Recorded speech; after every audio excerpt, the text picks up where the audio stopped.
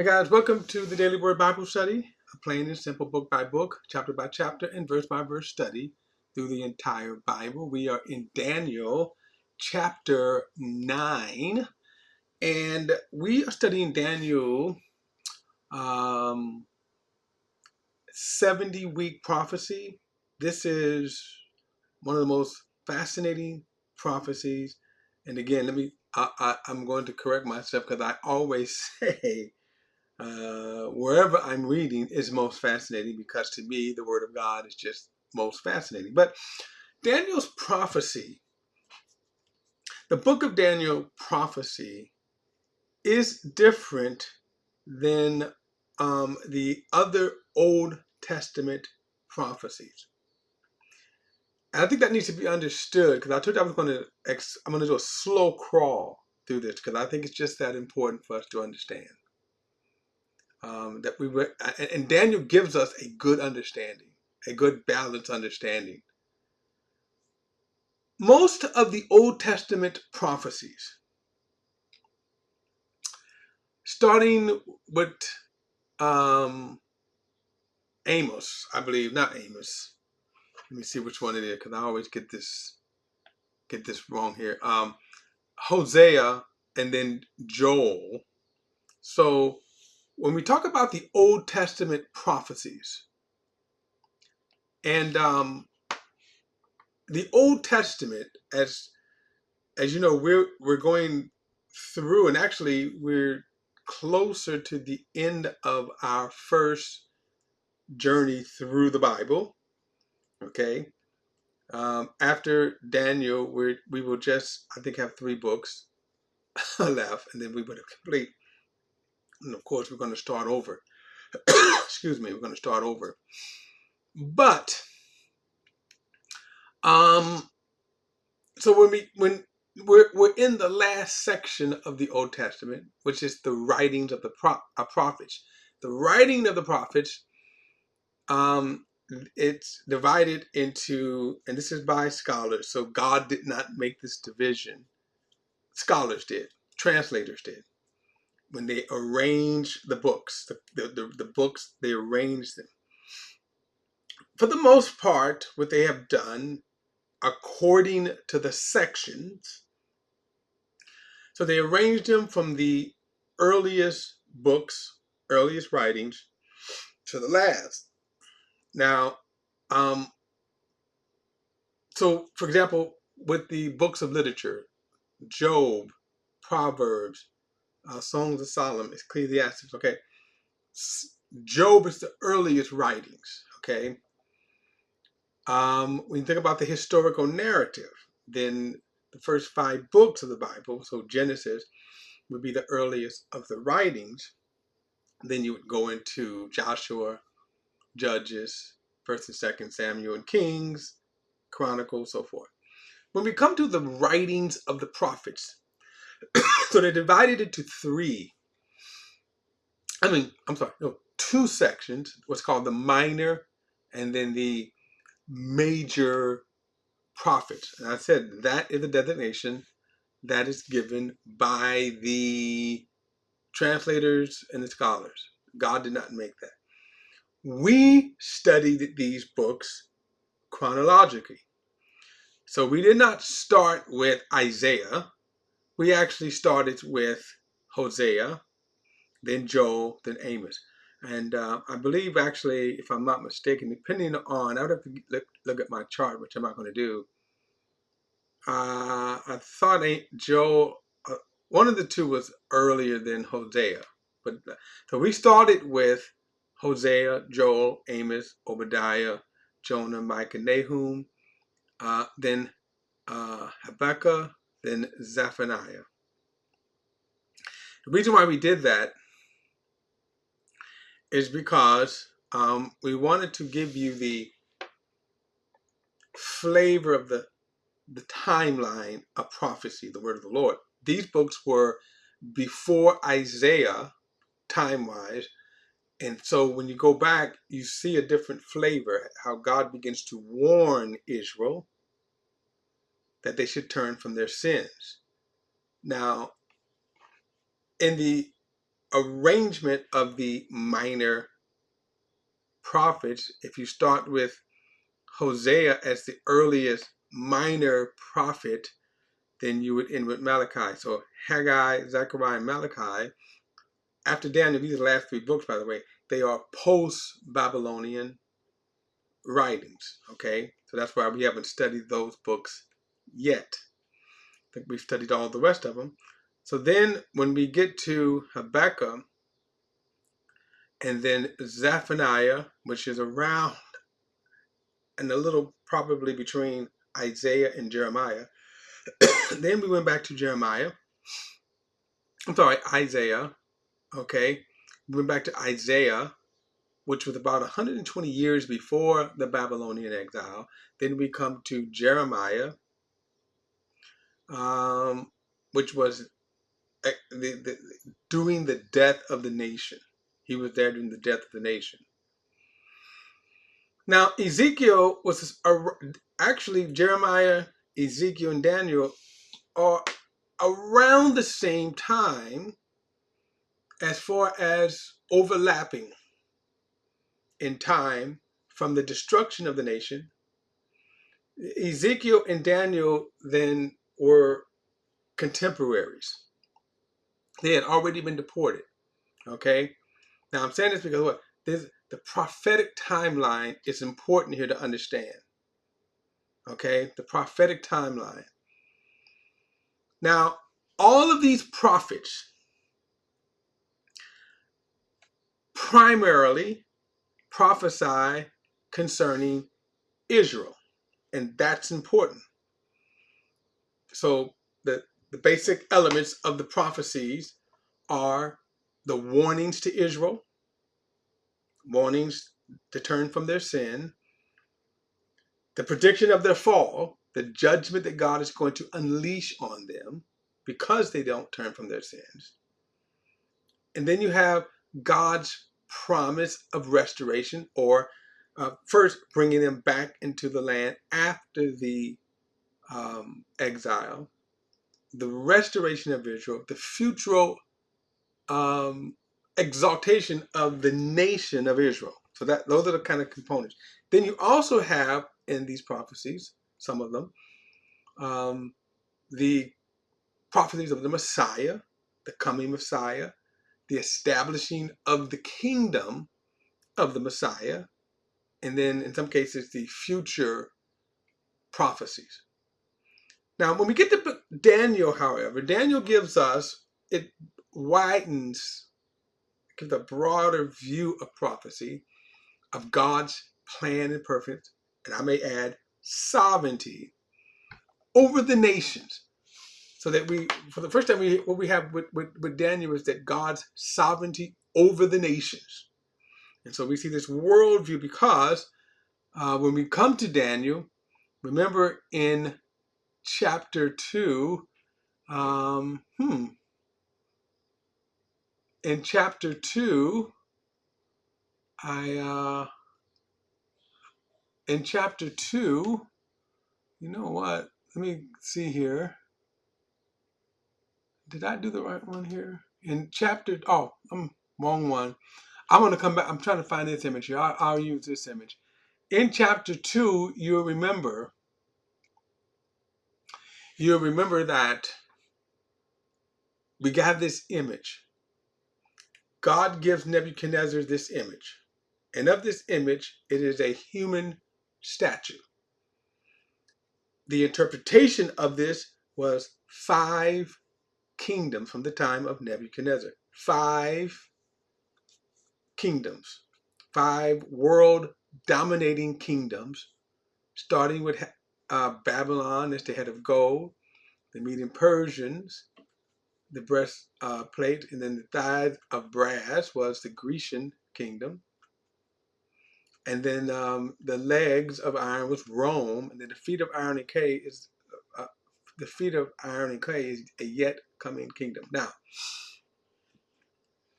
as this is important before I get into Daniel here. So, as he remember, as of Daniel 9, he is already in the Mede and Persian kingdom. He is already, so the head of the Babylon kingdom is already come and gone. And now he is in the Mede and Persian kingdom. So that's going to be important, that second kingdom. And this is where this 70-week prophecy comes in. So the 70-week prophecy from the Mede and Persian kingdoms to the legs of iron, the Roman kingdom, that's going to be important. So let's get to it. Okay, now I want to go over, let's see here, where am I at?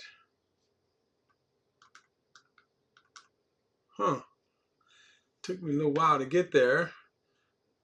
So I want to read something first. My computer's running slow here. All right.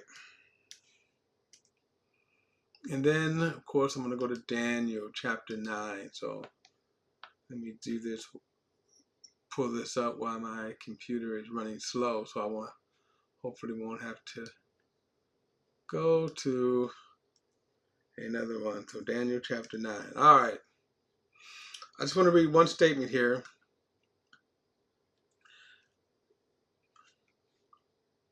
Jesus in his prophecy, so he says in verse 15, so this is called the Olivet Discourse, but this is Jesus giving us his prophecy of the end times. Now, another thing about prophecy, that prophecy is always progressive. You think about progressive revelation, you can say progressive prophecy. And so as Jesus is giving this, one of the things he talks about is the church age, but not the particulars of the church age. Paul gets into that. I will get into that later. Okay.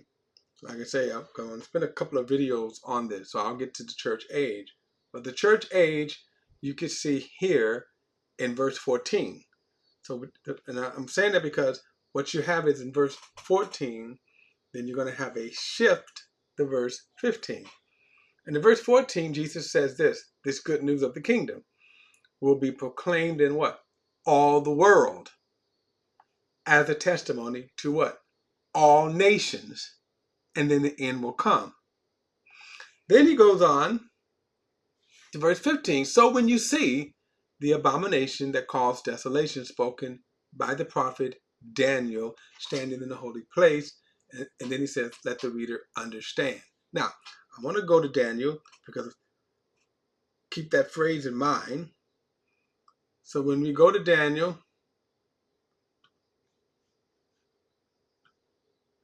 oh,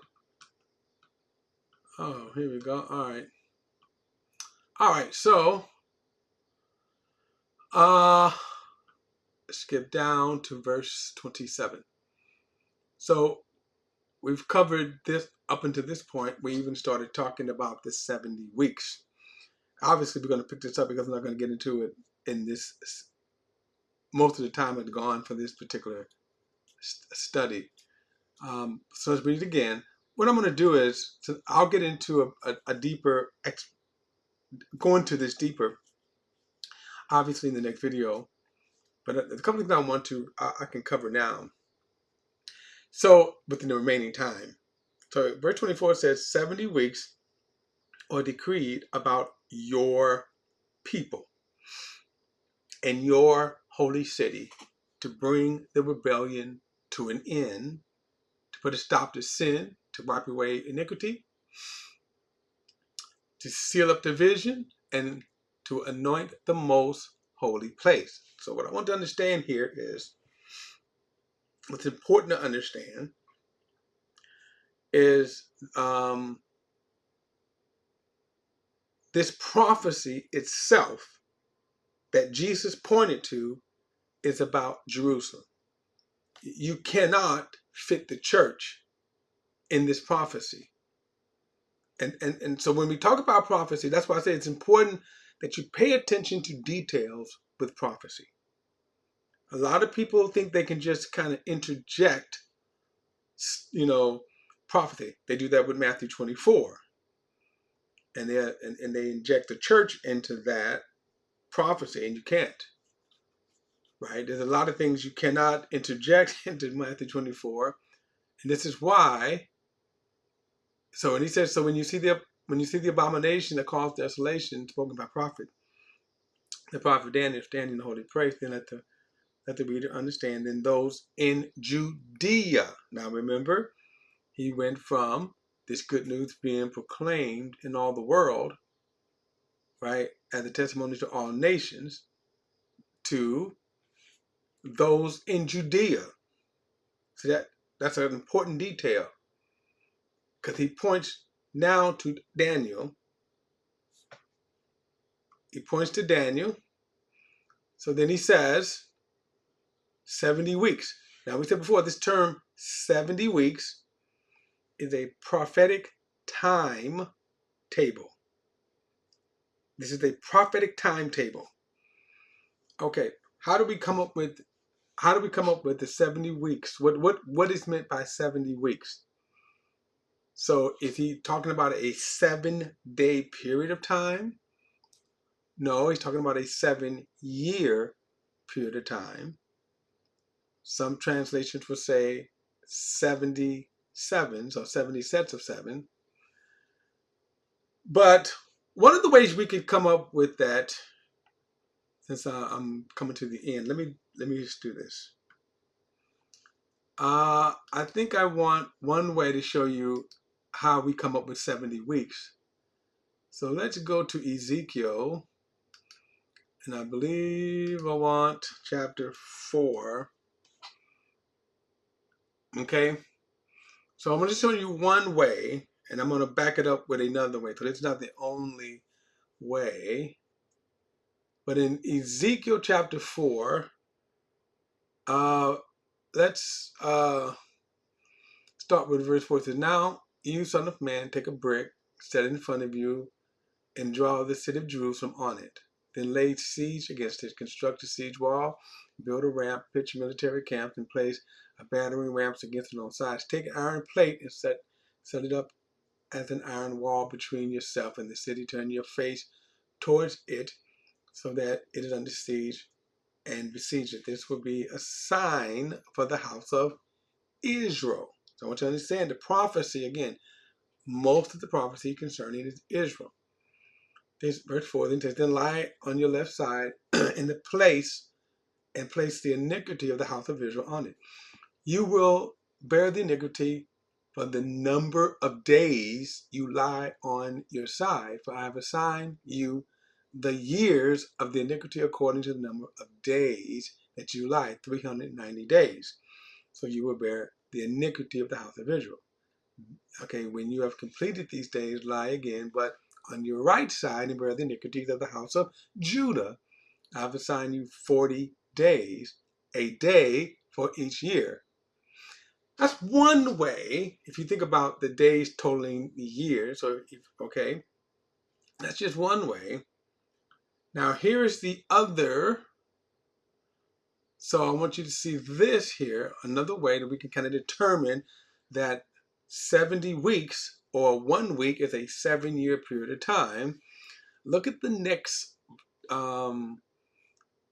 verse when he says, verse 25, he says, know and understand this from the issuing of the decree to restore and rebuild Jerusalem until the Messiah, the Prince, will be 7 weeks and 62 weeks. It will be built in the plaza, in the moat, but in difficult times. So that's 69 weeks. But notice what he says, 69 weeks from the issuing of the decree until the Messiah. All right. Running out of time here, we're going to pick it up in the next verse. So if you think about the timeline, and I'll get the timeline in just, maybe see here. Maybe I can use this chart here. See the timeline here from the the Persian kingdom.